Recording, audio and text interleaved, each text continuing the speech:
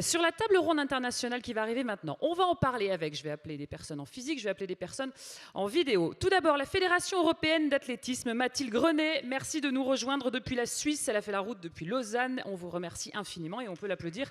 Prenez place, il y a assez de place maintenant sur les fauteuils. La Fédération internationale des sports officiels IFSO avec sa secrétaire générale Charlotte Girard-Fabre, ancienne arbitre internationale de hockey, qui est également avec nous. On peut l'encourager, l'applaudir. Et puis on va se tourner vers les écrans vidéo parce que le Conseil de l'Europe est avec nous, représenté par Francine Ravenet en direct d'Espagne. Est-ce que Francine est connectée et nous entend bien? Oui, je crois que oui. Bonjour. Bonjour, de Strasbourg en fait, au Conseil de l'Europe. Ah, voilà. de Strasbourg. Eh bien, pourquoi je l'ai mis en Espagne? Oui, c'est pas rien à voir en plus. On revient à vous dans un instant. On voulait juste vérifier la connexion. Je finis mon petit tour de table. Le Comité olympique canadien, on a la chance d'être en direct de Toronto. Normalement, je ne dois pas me tromper avec Eric Miles. Est-ce que Eric nous entend? Est-ce que la connexion est bonne depuis le Canada et depuis Toronto? On quitte Strasbourg. Attention, oh là là, double antenne. Eric Miles qui a mis un beau maillot avec les anneaux olympiques, on adore ça. Merci d'être avec nous. On voyage, hein, on vous l'avait dit. Alors, on va commencer par Francine. Francine, vous allez nous expliquer quelle est la place du sport au Conseil de l'Europe en général et puis surtout, quel rôle joue exactement l'APES. L'APES, on le rappelle, c'est l'accord partiel élargi sur le sport dont vous êtes le secrétaire exécutif adjoint. Donc d'abord, je voudrais dire bonjour à tout le monde et un grand merci de m'avoir invité à participer donc, à ces premières assises. Ça fait vraiment plaisir d'être là et de présenter le travail donc, du Conseil de l'Europe. Je pense que beaucoup d'entre vous connaissez déjà le Conseil de l'Europe. C'est une organisation qui a été fondée en 1949 avec pour but vraiment de défendre la démocratie, les droits humains et l'état de droit en Europe. L'Europe dans le grand sens du terme parce qu'on a 46 États membres. Et en fait, le sport est vraiment un de ces domaines d'activité clé, mais dès le début du travail du Conseil de l'Europe. Donc, vraiment, un des principaux instruments qui permettent au Conseil de l'Europe d'être moteur en matière d'intégration des droits humains dans et par le sport. D'abord, il faut mentionner bien sûr l'accord partiel élargi sur le sport, ou l'APES, on aime bien nos acronymes, dont je suis justement donc le secrétaire exécutif adjointe. Et en fait, on a 41 États membres qui font partie de l'APES. On a aussi 3 conventions thématiques au Conseil de l'Europe. Un contre le dopage, il y a un autre contre la manipulation des compétitions sportives, qui est la convention de Macolin, et aussi la convention de Saint-Denis, qui est pour la sécurité, la sûreté et les services lors des matchs de football et autres manifestations sportives. Donc vraiment, on peut dire que l'APES est un outil essentiel pour promouvoir le développement du sport en tant que moyen de cohésion sociale, d'éducation et de santé, mais vraiment pour prévenir et combattre toutes les formes de discrimination et de violence dans le sport. C'est vraiment une plateforme, on peut dire, une coopération intergouvernementale dans le domaine du sport et vraiment ça permet d'avoir des dialogues entre les gouvernements, les fédérations sportives et les ONG, donc c'est une plateforme de dialogue. Et en fait, au-delà de faciliter le renforcement des capacités et l'échange de bonnes pratiques, je voudrais citer un exemple. Récemment, on a fait un panel le 8 mars, dont Charlotte Girard-Fabre, justement, de l'IFSO, qui va parler bientôt, a participé. Et c'était lors de la Journée internationale des femmes, le 8 mars, et c'était vraiment une table ronde autour de la thématique « Comment lutter contre la violence fondée sur le genre dans le sport ». En fait, on peut toujours voir la vidéo, l'enregistrement de cet événement. C'est sur Facebook, Conseil de l'Europe, on peut trouver tout l'événement. Et ça nous a permis de ramener ensemble des experts et des experts internationaux et de présenter leurs initiatives et de partager leur expérience vécue dans ce domaine. Donc, c'était vraiment un moment enrichissant, je peux dire. Voilà. Merci beaucoup. On revient à vous. On peut vous applaudir? Oui. Catherine, elle ne manque pas les applaudissements. Je finis mon petit tour de table et je reviens avec mes questions. Mathilde Grenet, alors je vous ai présenté comme avoir un rôle au sein de la Fédération européenne d'athlètes, mais vous êtes aussi experte du sport sécuritaire et fondatrice du cabinet de conseil En Garde, qui travaille avec plusieurs fédérations internationales, nationales et comités olympiques. Merci beaucoup France, bonjour à tous. Donc oui, je suis la fondatrice et la directrice générale du cabinet de conseil En Garde, qui est établi à Lausanne en Suisse et dont la mission principale est d'accompagner les organisations sportives dans la mise en place de mécanismes de protection contre les abus et le harcèlement. Et j'ai créé cette entreprise pour 2 raisons. La première raison, à cause d'un chiffre que ma collègue Francine au Conseil de l'Europe connaît bien, puisqu'il a été diffusé par le Conseil de l'Europe, qu'un enfant sur 5 en Europe est victime de violences sexuelles. La deuxième raison pour laquelle j'ai créé cette entreprise, c'est parce que moi-même, j'ai été victime de violences sexuelles de la part de mon entraîneur, de mes 15 à 17 ans. Et plus tard, je me suis rendu compte que les clubs et les fédérations ne faisaient pratiquement rien pour protéger les enfants dans la pratique de leur sport. J'ai également énormément appris à travers une bataille juridique de 8 ans que j'ai menée avec 3 autres victimes contre cet entraîneur qui a été condamné à 18 ans de réclusion criminelle en janvier 2021 par la Cour d'appel de Versailles. Et donc avec En Garde, je travaille avec plusieurs fédérations internationales, dont la Fédération européenne d'athlétisme et la FIFA. La Fédération européenne d'athlétisme m'a récemment nommé Safeguarding Officer, ce qui en français serait l'équivalent de référent protection. Et donc dans cette fonction, je suis responsable de la mise en place de politiques et de procédures visant à protéger tous les participants sous la juridiction de European Athletics, de la Fédération européenne d'athlétisme, qu'ils soient des enfants ou des adultes. Je suis également chargée d'accompagner leurs fédérations membres à adopter leurs propres politiques et procédures de protection contre les abus et le harcèlement. Et je voudrais dire que la Fédération européenne d'athlétisme a d'ailleurs un objectif très ambitieux qui est celui de faire en sorte que toutes leurs fédérations membres aient adopté une politique de protection contre les abus d'ici la fin 2023 et ça deviendra un critère pour que les fédérations membres puissent bénéficier des fonds de la Fédération européenne d'athlétisme. Et dans cette fonction, je gère aussi les cas de signalement. Je suis là pour conseiller et soutenir les victimes et les diriger vers les spécialistes adéquats, qu'ils soient médicaux, psychiatriques, psychologiques, juridiques ou même médiatiques. Voilà. Là aussi, j'aurais plein de questions pour vous tout à l'heure. À vos côtés, Charlotte Girard-Favre, secrétaire générale IFSO. C'est quoi IFSO? IFSO, pour ceux qui ne connaissent pas, je crois que c'est l'équivalent AFCAM en France, l'Association française du corps arbitral multisport. Et quelles sont vos missions?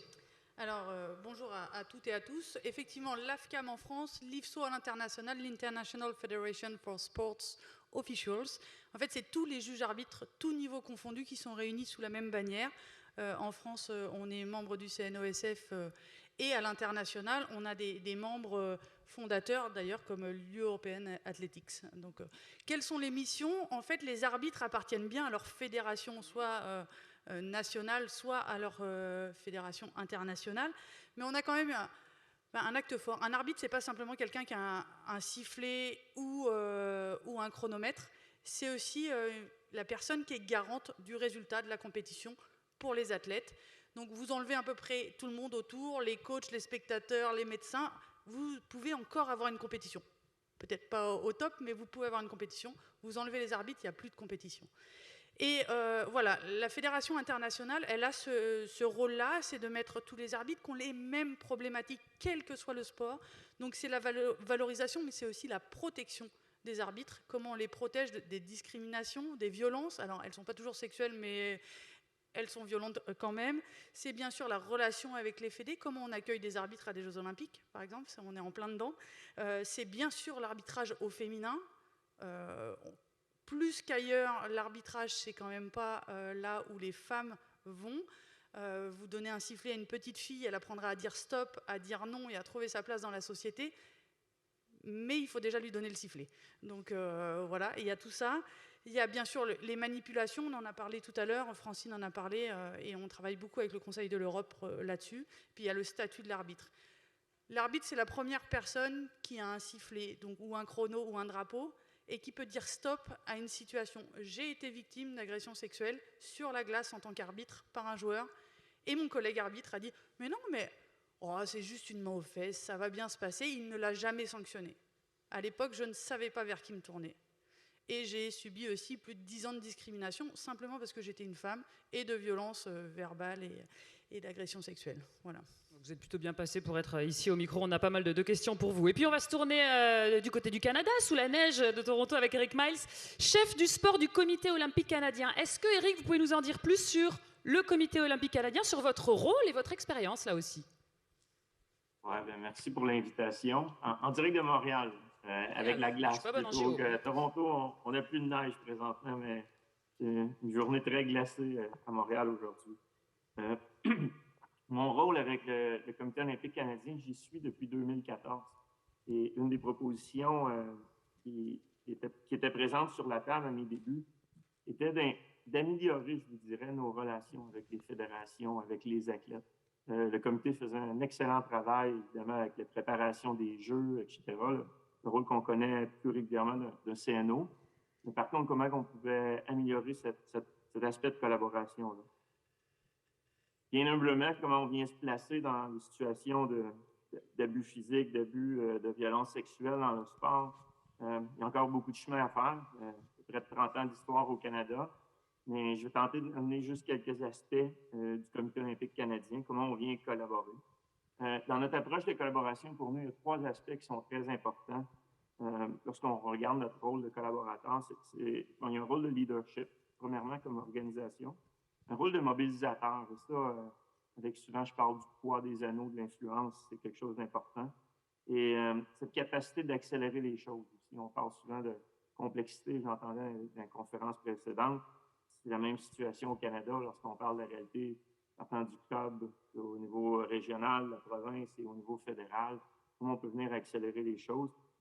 Et cependant, quelque chose de très important, c'est qu'on ne remplace pas le gouvernement. Alors, comment on vient se placer comme bon partenaire, je vous dirais, ou facilitateur avec le gouvernement? Alors, c'est une approche qu'on a prise au cours des dernières années.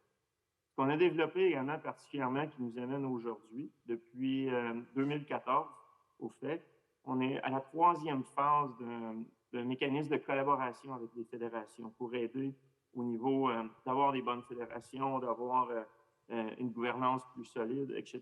Donc, on a investi plus de 20 millions au cours des dernières années et un 10 millions l'an dernier qui va suivre pour les 2 prochaines années au niveau de la phase 3, au niveau de le safe sport, dans le fond, tout au niveau de la stratégie.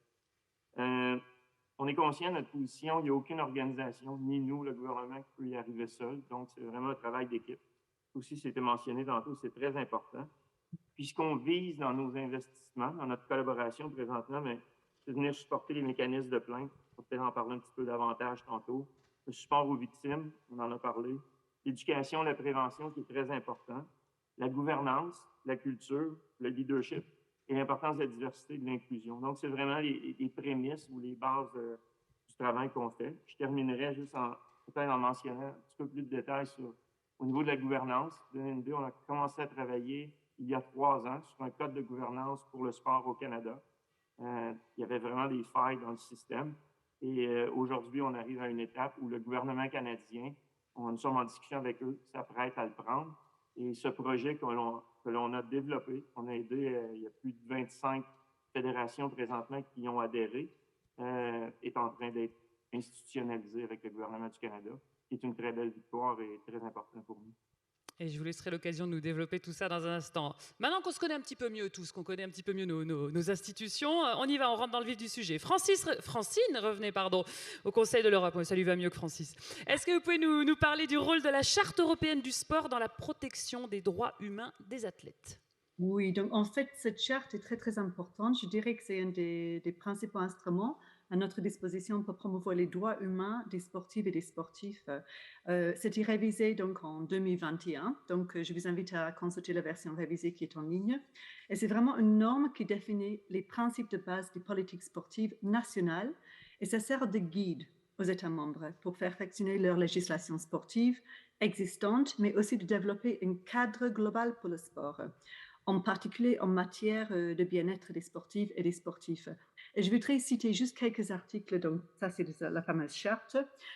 Donc en fait, dès le départ, un des éléments principaux là-dedans, c'est vraiment de donner à chaque individu la possibilité de pratiquer le sport et notamment de veiller à ce que chacun ait la possibilité de pratiquer le sport dans un environnement sûr, sécurisé et sain. Et après, dans la partie article 6, c'est sur les droits humains, en fait, c'est vraiment le sport fondé sur des valeurs. C'est vraiment d'appliquer une politique de tolérance zéro face à la violence et à toute forme de discrimination, en accordant une attention particulière aux personnes et aux groupes en situation de vulnérabilité. Donc, par exemple, les enfants, les migrants, les personnes handicapées. Donc, c'est vraiment la protection de l'être humain lors de la participation au sport, mais vraiment, c'est un accès au sport qui est primordial. Et l'autre élément de cette charte qui est intéressant, c'est une définition du sport qui est assez élargie. Donc, c'est vraiment les pratiques d'activité physique. Donc, c'est intéressant. Je vous conseille de consulter la charte européenne du sport révisé. C'est disponible en ligne, facilement pour trouver. Et ça peut servir comme guide pour des politiques au niveau national.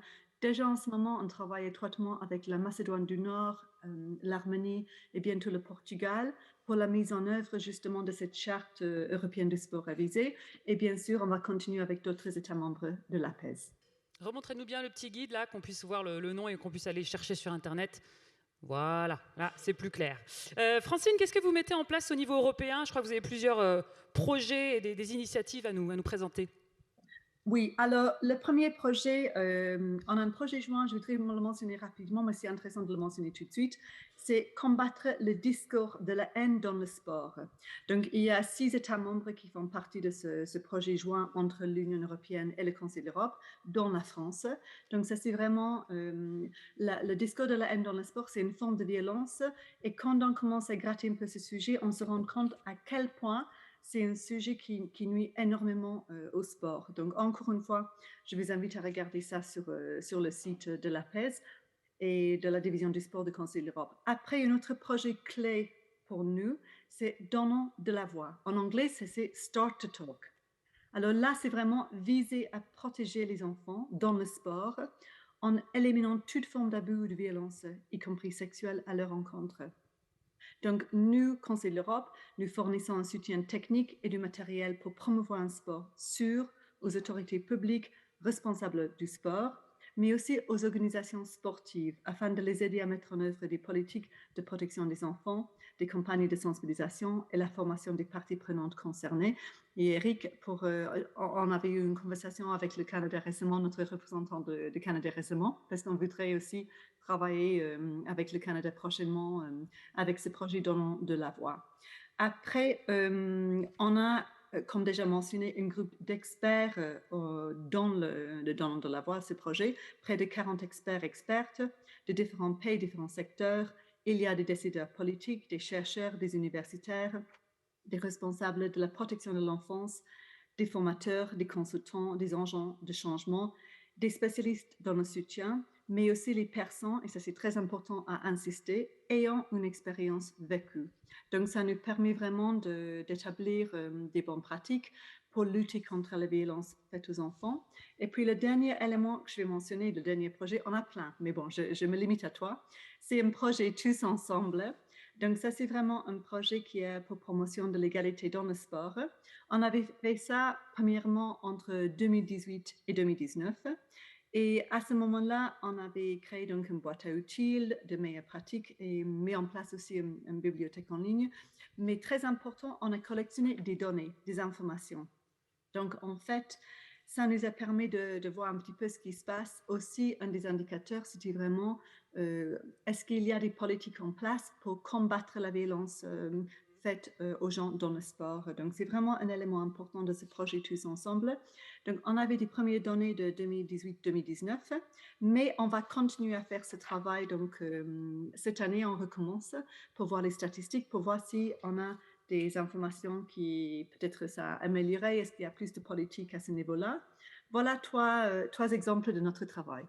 Francine, j'ai une dernière question. Juste avant, sur la table ronde nationale, on s'est rendu compte qu'on avait du mal à accompagner les fédérations qui demandaient pas mal d'aide. Comment vous, au Conseil de l'Europe, vous accompagnez les fédérations?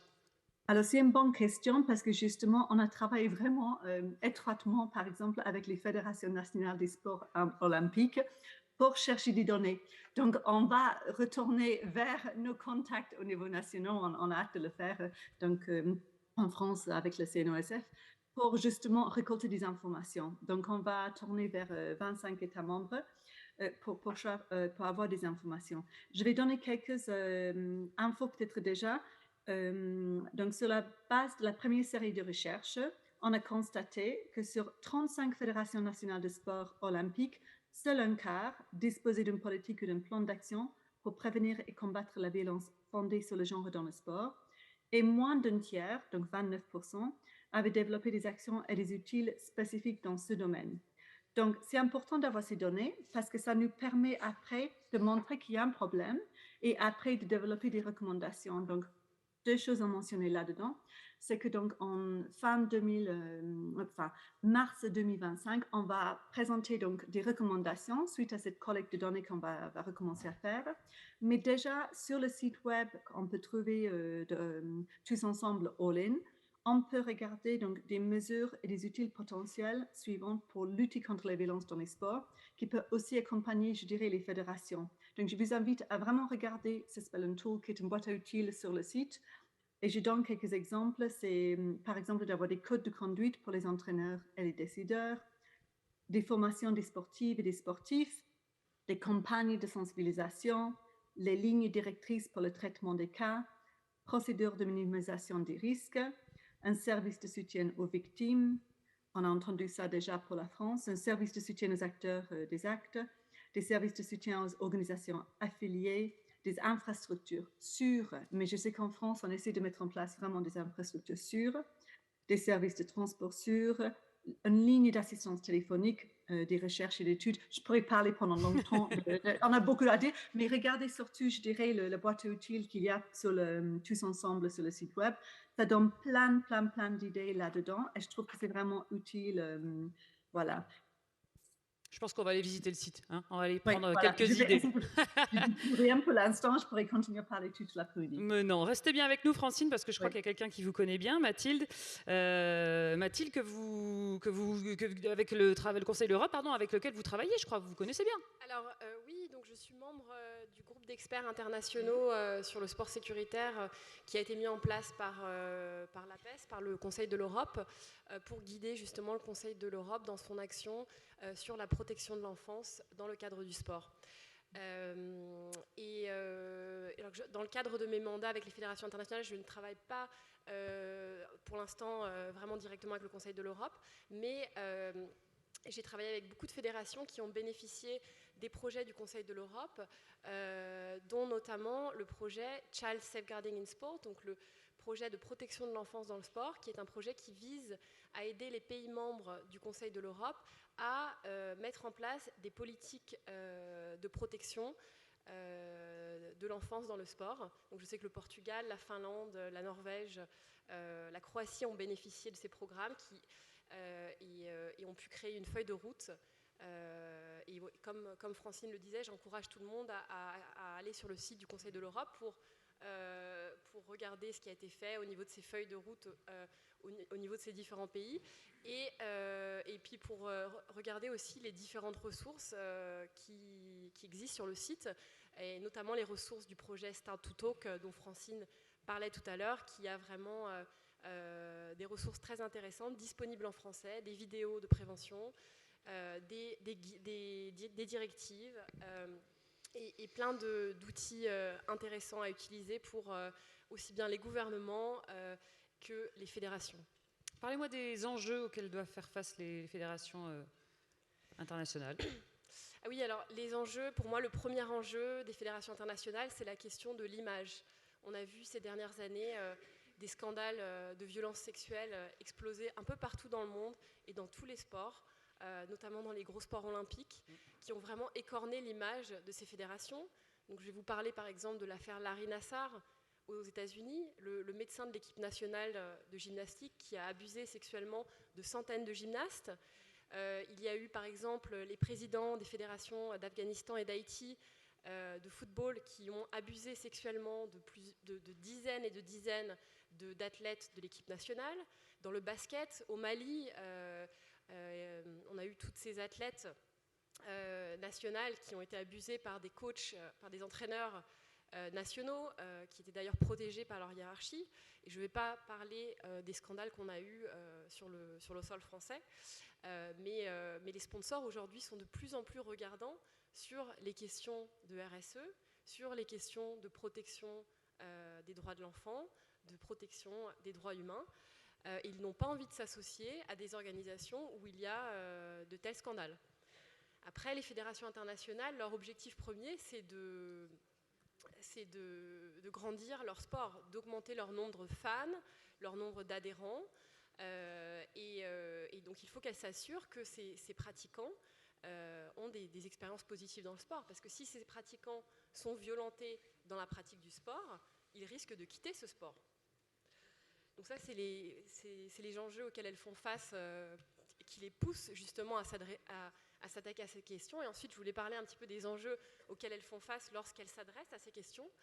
La première chose, c'est que quand elles mettent en place des mécanismes de signalement, c'est qu'elles commencent à recevoir des signalements, ce qui est une bonne nouvelle. Ça veut dire que les participants ont confiance en elles pour leur révéler qu'ils ont été témoins ou victimes d'une forme de violence sexuelle.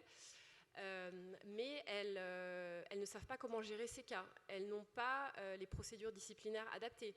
Elles sont habituées à gérer des cas de doping, des cas de dopage, des cas de manipulation de compétition, mais pas des cas d'abus et de harcèlement. Donc il faut qu'elles revoient complètement la manière dont leurs procédures disciplinaires sont établies. Ensuite, pour des fédérations internationales, donc je vais prendre l'exemple de la FIFA qui a 211 fédérations membres, pays membres, ou même la Fédération européenne d'athlétisme qui a 50 fédérations membres, il existe des différences culturelles énormes entre tous ces pays au niveau du système juridique. Tous les pays n'ont pas les mêmes systèmes juridiques, le même standard, la même qualité de système juridique. Ces fédérations également n'ont pas la même tolérance en termes de ce qui est acceptable, en termes de comportement et ce qui n'est pas acceptable. Elles n'ont pas les mêmes ressources, elles ne donnent pas la même priorité à allouer des ressources à ce problème. Et puis le dernier point et pour moi le problème vraiment principal qui est dans le monde entier, je dirais, à part dans les pays anglo-saxons, notamment le Royaume-Uni, qui ont vraiment pris cette question de lutte contre les violences dans le sport à bras-le-corps, et peut-être la Scandinavie, je dirais. Je crois que dans le monde entier, il y a vraiment un problème d'éducation et de formation sur ces questions. Donc c'est vraiment là-dessus qu'il faut vraiment mettre le paquet. C'est très important que les fédérations aient des politiques et des procédures en place, mais il faut impérativement former tous les acteurs du sport à tous les niveaux. Vous avez parlé de la Fédération européenne d'athlétisme, dont vous êtes représentante. Qu'est-ce que vous faites concrètement sur une compétition européenne, par exemple, des mondiaux, des championnats d'Europe? Qu'est-ce qu'on fait? Alors ouais, avec la Fédération européenne d'athlétisme, donc j'ai été nommée référente protection il y a quelques mois seulement, et donc je commence un petit peu maintenant à mettre les actions en place. J'irai au championnat d'Europe des moins de 23 ans à Espoo en Finlande au mois de juillet pour sensibiliser les chefs de délégation, les entourages des athlètes et les athlètes, parce que dans les événements juniors, on a quand même l'accès aux athlètes. Les événements seniors, c'est plus compliqué de parler aux athlètes avant leur compétition, car ils sont focalisés sur leur compétition. Mais voilà, et donc je vais sensibiliser toutes ces personnes sur ce que sont les différentes formes de violence dans le sport, quel est l'impact que ces violences peuvent avoir sur une victime, et qu'est-ce qu'il faut qu'ils fassent s'ils sont témoins ou victimes d'un cas de violence, quelle est la marche à suivre. Et voilà, je vais leur parler de la plateforme de signalement qui a été mise en place par la Fédération européenne d'athlétisme, et également de la question de la juridiction. La Fédération européenne d'athlétisme s'occupera des cas qui ont lieu sur les événements de la Fédération européenne d'athlétisme, mais quand il y a un cas, par exemple, qui arrive dans une équipe nationale, il devra être géré par la Fédération nationale, ses instances disciplinaires et le système juridique de ce pays. Voilà, et je travaille sur la mise en place aussi d'un cadre de protection à implémenter sur tous les événements de la Fédération européenne d'athlétisme, en collaboration avec le comité d'organisation, et sur la systématisation d'une évaluation des risques et d'un plan de mitigation de ces risques adaptés à chaque contexte. Mathilde et Francine, vous restez bien avec nous. Je vais vous faire des devoirs, je vais vous faire des devoirs demandés par maîtresse Catherine. On a besoin de mesures phares, on a besoin d'idées, et notamment de s'inspirer sur ce qui se fait à l'international, à l'Europe, pour nous en France, appliquer surtout en vue des Jeux de Paris qui arrivent. Donc je reviens à vous dans un instant, vous avez quelques minutes pour plancher sur vos copies. Je vois Charlotte Gérard-Fab qui piétine depuis tout à l'heure, mais en fait j'ai très peur que la connexion rate avec Montréal, donc je vais d'abord aller voir Eric Miles. Eric, est-ce que le Canada traverse la même crise que la France a connue il y a 3 ans? Oh, absolument. Nous sommes dedans présentement. Il y a même des commissions parlementaires qui ont lieu. Présentement, on a aussi des scandales trop importants, je dirais, avec des grandes fédérations. Si on pense de notre côté, une des plus grandes avec la Fédération canadienne de hockey sur glace, notamment, et une série d'autres fédérations aussi. Ce qui a été fait au Canada depuis un peu ces divers enjeux-là, je vous dirais, il y a une série d'actions. J'entendais tantôt l'importance d'avoir les mécanismes dans chacune des fédérations. C'est des choses qui étaient présentes depuis plusieurs années. Par contre, c'était à géométrie variable. De grandes fédérations à petites fédérations, il y avait trop de failles. Où on a évolué au Canada, et je dirais qu'on a accéléré les choses depuis 2019, c'est l'évolution de structures indépendantes. Une des premières étapes qui a été mise en place pour ça en 2019, c'est un code de conduite universel pour prévenir et contrer la maltraitance dans le sport, ce qu'on appelle le CCUMS. Nombreux acronymes, j'imagine que c'est la même chose chez vous, qui a été mis en place en 2019.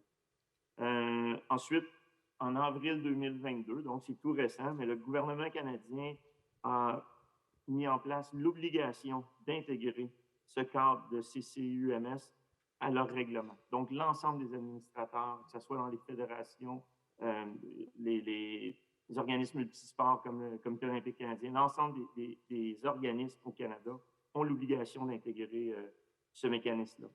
Deuxième étape qui a été mise en place, ça est très important dans l'équation, c'est le bureau du commissaire à l'intégrité dans le sport, le BCIS, qui est chargé d'administrer le code universel maintenant et qui a aussi tout un rôle au niveau des enquêtes. Si on regarde cette nouvelle division fonctionnelle qui est rattachée avec l'agence antidopage, mais qui a vraiment un côté d'enquête maintenant et de soutien aux victimes, il y a une série dans leur mandat, donc supervisant un processus de réception des plaintes, évidemment, effectuant des évaluations primaires et des enquêtes. Donc, ce bureau-là, c'est tout nouveau et ils ont cette responsabilité-là au Canada maintenant. Ils tenaient à jour une base de données des sanctions imposées et surveillant la conformité des organisations. Donc, c'est vraiment la mise en place de ce mécanisme-là indépendant qui est retiré, je dirais, individuellement de chacune des organismes et pour lequel le gouvernement a annoncé, c'est fait maintenant, à compter de avril 2023, tous les organismes doivent être signataires avec ce bureau du commissaire au Canada. Donc, c'est vraiment une étape importante qui a été placée. Puis, juste peut-être une série d'autres actions qui ont été mises en place, c'est difficile de les dissocier parce que c'est une voie, je viens d'expliquer ici, mais il y a la ligne d'assistance aussi du sport canadien qui a été mise en place, donc qui permet justement à tout participant, à des membres, des administrateurs, quiconque dans le système, juges, arbitres, etc., de pouvoir signaler des faits et tout ça est reconnecté évidemment au bureau d'enquête. Il y a aussi toute l'importance au niveau des entraîneurs, avec l'Association canadienne des entraîneurs, donc le mouvement d'entraîneurs responsables. Donc, il y a tout un aspect de formation qui est mis en place de ce côté-là. Et je termine peut-être avec, non pas le moins, mais le plus important, c'est tout le lien avec les athlètes. Je regarde notre relation avec la Commission des athlètes, notamment pour chez nous, le Comité olympique canadien, mais plus largement aussi avec le gouvernement. Et tout ce qu'on appelle chez nous plan de match, donc game plan. C'est tout un projet, un partenariat entre l'ensemble des acteurs clés du système, autant avec le Comité paralympique canadien que le Comité olympique canadien. Et le gouvernement est aussi dans le coup avec nous et les instituts nationaux de sport. Et il y a toute la stratégie de santé mentale, de soutien. On a vu un accroissement avant même la crise, mais mixé aussi avec la pandémie. Et ça, on est vraiment venu renforcer de façon substantielle, je vous dirais, les efforts de ce côté-là pour tout l'accompagnement, le soutien, autant dans la notion de victime que globalement dans le développement. Puis notre dernière étape est vraiment où on en est en date d'aujourd'hui. C'est une collaboration importante. On a une ministre en place présentement, ministre du Sport, Pascal Saint-Onge, vraiment une ministre courageuse pour laquelle on appuie vraiment. Je regarde la collaboration entre le Comité olympique canadien, le gouvernement, et il y a vraiment une réforme, je vous dirais, qui se fait du côté gouvernemental aussi dans les structures, et ça, c'est hyper important. Et l'aspect de prévention et éducation, je vous dirais, est au cœur de ces prochaines étapes-là. L'efficience du système, c'est vraiment, je parlais tantôt, j'entendais dans les conférences encore ces enjeux-là de connexion, de responsabilité du club jusqu'au niveau fédéral, mais comment on réussit à mettre les égos corporatifs, je vous dirais, de côté, puis vraiment prioriser les jeunes, les athlètes au centre des réalités. Et les deux derniers points, je vous dirais, dans cette suite-là, c'est la notion de responsabilité. Et un peu, justement, avec les mécanismes d'indépendance, d'obligation, c'est hyper important, et la transparence. Ah, donc on apprend cette instance indépendante au Canada qui s'appuie sur une charte. Les fédés adhèrent à ce dispositif, c'est hyper intéressant. Vous aussi, Éric, je vais vous faire travailler, hein. Vous allez me donner des exemples de pratiques que nos fédérations en France pourraient venir vous emprunter. Vous avez un petit devoir à me rendre dans quelques minutes, le temps de donner la parole à Charlotte Girard-Fabre. Alors, quel est le rôle d'un arbitre sur le terrain et en dehors par rapport aux violences, bien sûr, et est-ce que les arbitres sont suffisamment formés à ça ? Alors, le rôle d'un arbitre, je pense que tout le monde l'a à peu près, tous les sportifs qui sont dans la salle.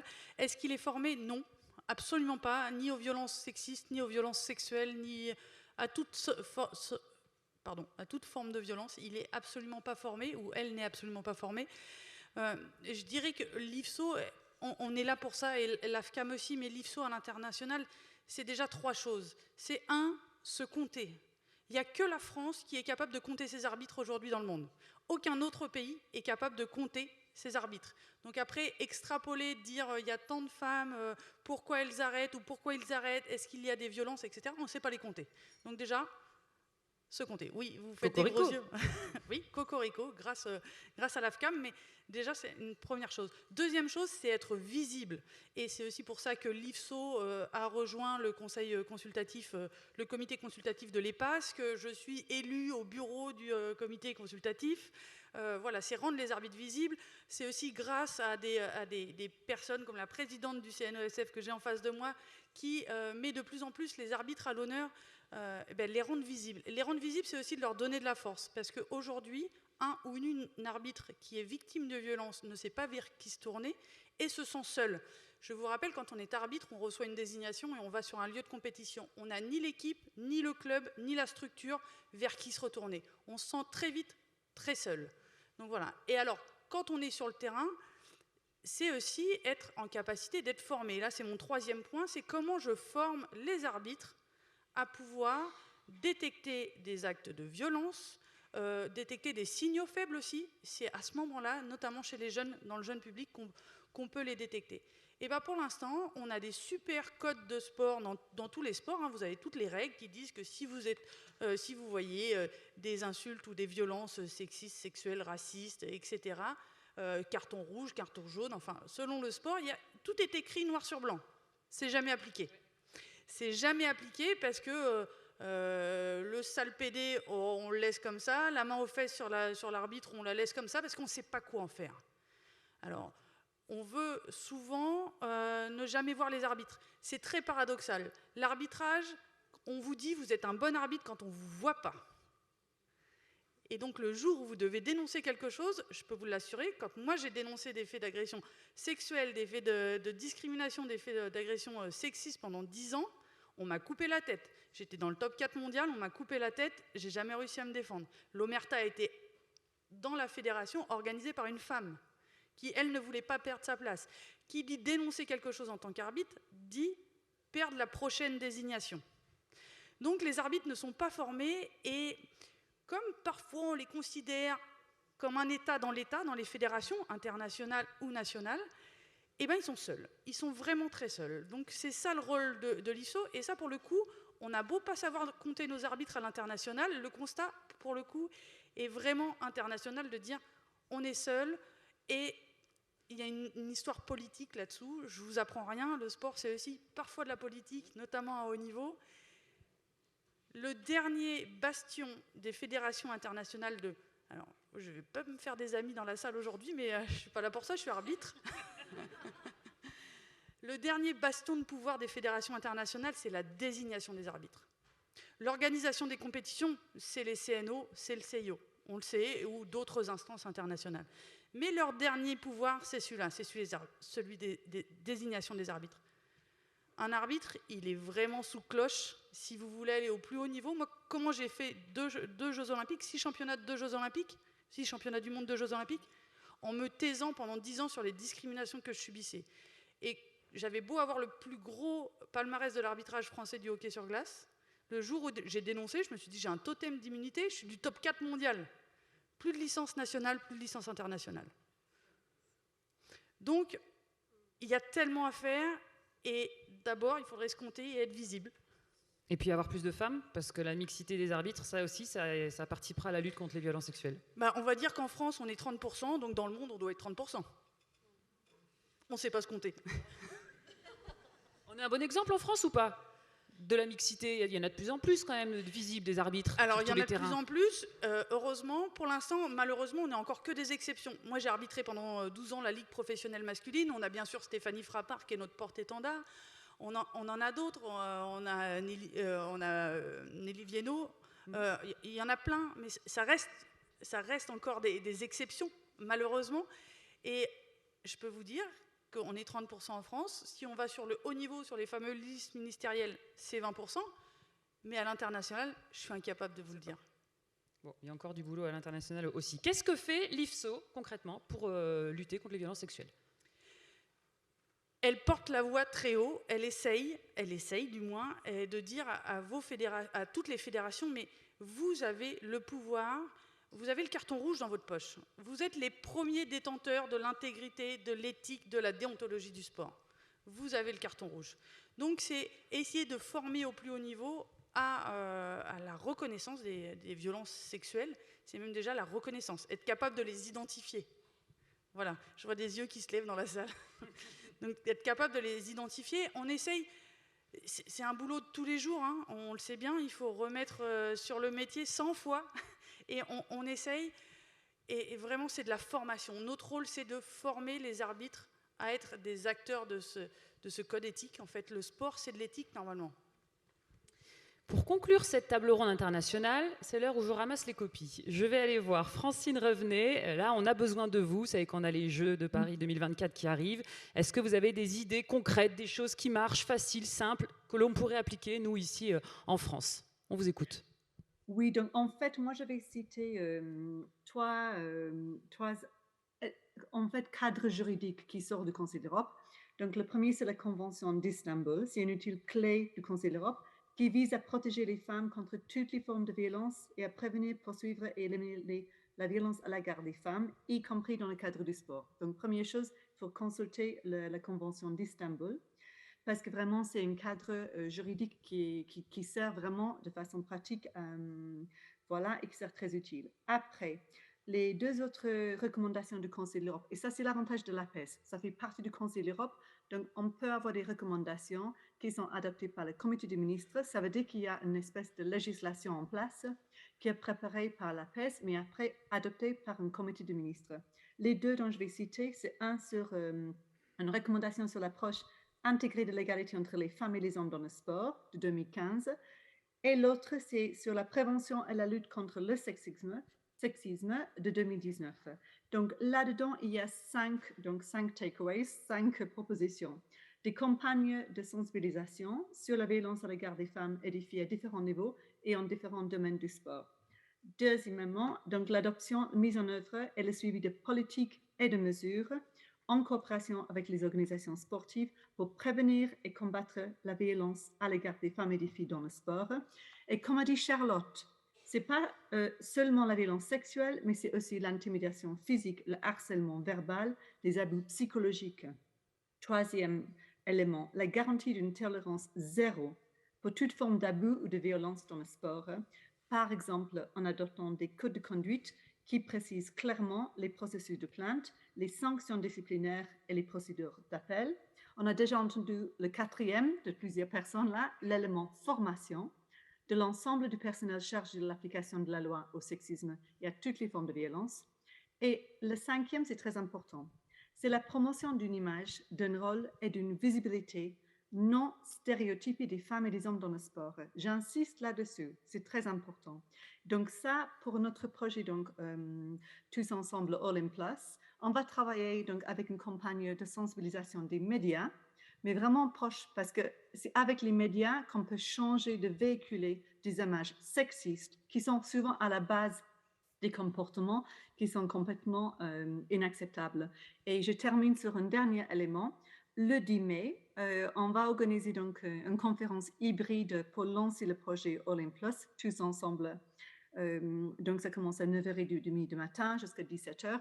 Et là, il y aura vraiment des éléments, je dirais, très concrets qui pourraient être utilisés pour les JO en France pour l'année prochaine. Voilà. Je crois qu'on va se connecter, on va tous écouter. Merci Francine, vous restez avec nous. Mathilde, à votre tour, de quoi est-ce qu'on pourrait s'inspirer dans votre institution? Oui, alors donc pour les Jeux Olympiques de Paris 2024, je sais que le CIO, depuis Rio 2016, a mis en place une plateforme de signalement et nomme également un référent protection contre les abus durant les Jeux Olympiques, ce qui n'exempte pas les comités olympiques nationaux et les fédérations internationales d'avoir leur propre politique et procédure de protection. Car s'il y a un cas d'abus ou de harcèlement entre deux personnes d'un même CNO ou d'une même fédération internationale, le cas devra être géré par le CNO ou la fédération internationale. Je crois que le CIO essaye de faire en sorte qu'il y ait dans chaque délégation olympique un référent responsable pour ces questions, la protection contre les abus. Je ne sais pas si ça sera mis en place par le CIO pour ces Jeux Olympiques, mais en tout cas, c'est une mesure que Paris 2024 peut essayer de mettre en place.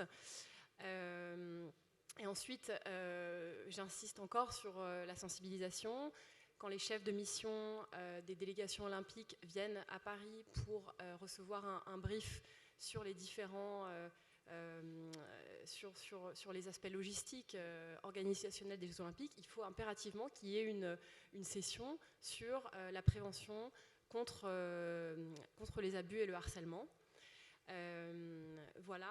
Après, je parlais tout à l'heure d'une évaluation des risques. C'est impératif aussi pour un comité d'organisation de faire une évaluation des risques, surtout dans les zones où les risques sont accrus, comme le village olympique, les résidences des athlètes, les endroits où les athlètes reçoivent des soins médicaux ou de physiothérapie. Donc ça, c'est très important. Redoubler d'attention pour les sports où il y a beaucoup de mineurs, où il y a des athlètes très jeunes, patinage artistique, on sait qu'il y a juste un exemple parmi d'autres, mais il y a de plus en plus d'athlètes très très jeunes aux Jeux Olympiques, donc il faut redoubler de vigilance. Pour les Paralympiques, j'ai entendu Catherine qui a dit ça tout à l'heure, mais pareil, les athlètes paralympiques sont encore plus vulnérables. Ils ont 4 chances de plus d'être victimes de violences sexuelles. Donc, je dirais redoubler la vigilance pour ces athlètes-là. Et puis, une mesure, je pense qu'il devrait être mis en place partout, pas seulement lors d'un événement international, mais ça devrait exister dans toutes les fédérations, dans tous les clubs, pour tous les acteurs du sport. C'est la mise en place de codes de bonne conduite qui seraient basés sur les situations à risque et qui définissent clairement quels sont les comportements acceptables, quels sont les comportements non acceptables. Par exemple, ça doit être clair dans le code de conduite que l'entraîneur n'a pas le droit de contacter l'athlète individuellement sur les réseaux sociaux, qu'un entraîneur n'a pas le droit d'être seul dans une salle avec un athlète.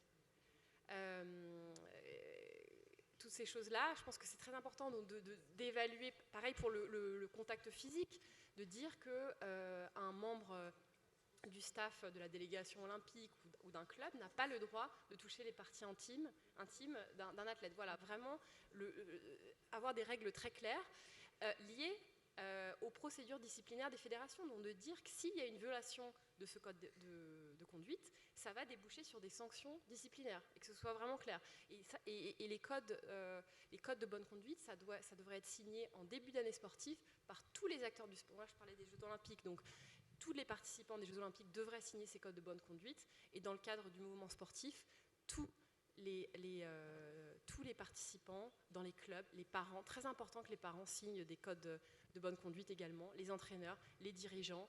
Donc ça, c'est une mesure, j'en ai pas entendu parler encore, mais je pense que c'est vraiment une mesure très simple à mettre en place et très importante. Et on les note. Merci Mathilde. Merci. Eric Miles, quelles sont les bonnes pratiques de vos fédérations que vous pouvez nous partager pour inspirer les fédérations françaises peut-être? Oui. On entend beaucoup parler malheureusement de celles où ça ne va pas, mais il y en a plusieurs des bonnes pratiques. Mais avant tout, je pense que je parlerais de l'importance de la cohésion des actions. Autant les programmes nationaux qui sont mis en place et comment la fédération aborde les situations. L'importance du multistratégie aussi. Si je parle d'une fédération, je vais en prendre un exemple précis avec Tennis Canada, qui est une fédération qui va bien chez nous vraiment dans ce sens-là. C'est vraiment une approche qui touche à plusieurs aspects du dossier. Je vous dirais, le numéro 1, c'est au niveau de la gouvernance. J'en parlais tantôt, autant le code de gouvernance canadien du sport qu'on a élaboré, qu'on a développé. Donc, Tennis Canada en a fait l'adoption au complet. Donc, il y a des aspects de diversité et d'inclusion au niveau du conseil d'administration, des notions d'indépendance, la longueur des mandats des gens présents au conseil, l'obligation d'avoir des athlètes votants sur le conseil et toute la notion de transparence financière, notamment. Il y a des séries d'autres aspects, mais ça, c'est vraiment une des bases, je dirais, de la stratégie qu'ils ont mis en place. Ils ont mis aussi, avec tout, tantôt, je parlais du code de prévention de maltraitance dans le sport. Ce qu'ils ont fait comme fédération, ils ont réussi à faire signer l'ensemble des clubs. Fait que souvent, il y a une décentralisation, comme chez vous, c'est très similaire. Par contre, eux, comme fédération, ils ont vraiment abordé la discussion avec l'ensemble des clubs et tous les clubs au Canada sont maintenant signataires. Donc, ça évite les failles, je vous dirais, dans le système. Parce que quand on regarde les prédateurs, c'est ce qu'ils vont chercher la plupart du temps. Et ça vient renforcer, je vous dirais, l'approche qui part autant du club jusqu'au niveau national. Ils ont également mis en place des programmes de prévention d'éducation, autant pour leur personnel que pour les athlètes aussi. Fait que ça, c'est hyper important. Ils ont développé au cours des dernières années aussi un programme de diversité et d'inclusion, mais vraiment autant pour les dirigeants, les athlètes, autant avec des conférences, mais aussi la formation. Fait que quand je parle de multistratégie, ils viennent toucher vraiment l'ensemble de ces aspects-là. L'accessibilité au sport est un autre facteur important. Même le tennis, si on peut le percevoir comme un sport, disons, avec des gens ayant les plus grands moyens. Vous parlez d'une statistique, notamment juste au Québec, c'est 50 000 jeunes par année qui sont initiés dans les parcs, dans les milieux les plus défavorisés, notamment. Et ça, Tennis Canada a un programme semblable dans l'ensemble des milieux. Ils ont également un programme d'éducation pour les athlètes, pour pouvoir continuer la pratique du sport, mais aussi tout l'équilibre de vie et de développement du sport de haute performance, donc pour continuer leur éducation. Et ça rentre dans la stratégie, je dirais, de prévention, etc. Et ils adhèrent aussi à un programme national, quand on parle de cohésion d'efforts, mais de formation pour les directeurs de haute performance au Canada, ainsi que les entraîneurs. Et ça, Tennis Canada vient, je dirais, se joindre à la stratégie nationale dans tout ça. Puis je conclurai peut-être avec une petite chose. J'entendais dans tout le temps les exemples des jeux. Une chose qui a été mise en place chez nous au Canada, que je trouve intéressante, notamment quand on regarde les Jeux de Paris, puis on l'a fait, ça va être nos 3e Jeux pour Paris, si je fais abstraction des Jeux plus petits, autres que les Jeux olympiques. C'est toute personne, tout membre de l'équipe de mission, incluant les athlètes, le relevé des antécédents judiciaires sont faits maintenant au Canada. Je sais que les États-Unis font une chose similaire. Et aussi toute l'obligation de formation qui est mise en place. Et ce qui existe pour nous dans le village, même si ça devient complexe, tantôt c'était mentionné la règle de 2, de respecter justement cet aspect-là. pour éviter justement des enjeux malencontreux entre des intervenants, des thérapeutes ou des entraîneurs avec des athlètes. Merci. Merci beaucoup, Eric. On finit avec Charlotte? Je vais faire vite. Je vais faire vite. L'arbitre va clore le match rapidement. 3 propositions. Très haut niveau, moyen et petit. Enfin, je ne sais pas comment le dire. Très haut niveau, pourquoi on n'inclurait pas les arbitres dans des commissions des CNO? Alors en France ça se fait, mais il n'y a pas de commission d'arbitrage au CIO par exemple, il n'y en a pas non plus au CNO, même si Brigitte nous inclut de plus en plus. Voilà, pourquoi pas une sous-commission des arbitres pour aider à les former, pour qu'ils soient sensibilisés à ces questions. Deuxième étage, les présidents de fédération, que ce soit national ou international, c'est pareil, c'est une vraie volonté politique. La mixité et le combat, c'est une vraie volonté politique. Je prendrai en exemple le taekwondo qui, à Rio 2016, le grand chef des arbitres du taekwondo a dit « Je veux une parité totale sur les Jeux Olympiques de Rio au niveau de l'arbitrage ». Tous les gens ont dit « Oh non, non, mais ça va… » Non, j'ai pas dit « ça va pas être possible », j'ai dit « Je veux ». Et les Jeux Olympiques de Rio au taekwondo étaient arbitrés à parité et ça a été les mieux arbitrés de tous les temps. Voilà. Et voilà. Et on redescend au plus petit niveau. Il faut mettre un sifflet dans la bouche ou dans les mains de toutes les petites filles. Elles apprennent à dire stop, elles apprennent à dire non, elles apprennent à trouver leur place. Ça fait 2 fois que je vous le répète, j'espère que c'est bien là. Et ça marche aussi pour les petits garçons. Mais apprendre à dire non quand on a 5 ans avec un sifflet, c'est aussi apprendre à dire non à l'agresseur qui sera là plus tard. Merci infiniment. Distribution de sifflets pour tout le monde. Je crois qu'on peut les applaudir. Merci à tous les 4.